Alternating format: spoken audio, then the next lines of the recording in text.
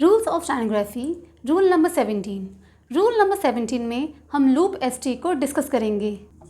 Fourth rule है कि अगर ST वर्ड के बीच में अगर किसी वोवल का साउंड आता है तो उस केस में भी हम ST का जो लूप है उसे क्रिएट नहीं करते। जैसे वर्ड है रेस्ट और एक और वर्ड है रिसीट। रेस्ट में ST वर्ड आ रहा है और ST के बीच में किसी वोवल का साउंड नहीं आ रहा तो वर्ड हम क्रिएट करेंगे रेस्ट रेस्ट। रिसीट है, S के बाद E का साउंड आ रहा है, फिर T का साउंड आ रहा है, तो यहाँ पे S और T के बीच में एक वोवल का साउंड आ रहा है, तो इस केस में हम ST का जो लूप है उसे क्रिएट नहीं करेंगे, तो वर्ड बनेगा रिसीट रिसीट।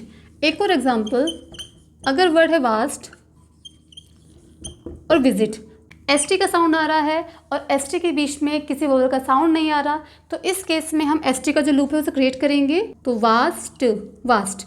विजिट है, S के बाद E का साउंड आ रहा है, देन T का साउंड आ रहा है, तो इस केस में हम ST का जो लूप है उसे क्रिएट नहीं करेंगे, तो वर्ड बनेगा विजिट विजिट। तो ये हमारा रूल था कि अगर S और T के बीच में अगर किसी वोवल का साउंड आता है तो उस केस में हम ST का लूप जो है उसे क्रिएट नहीं करते।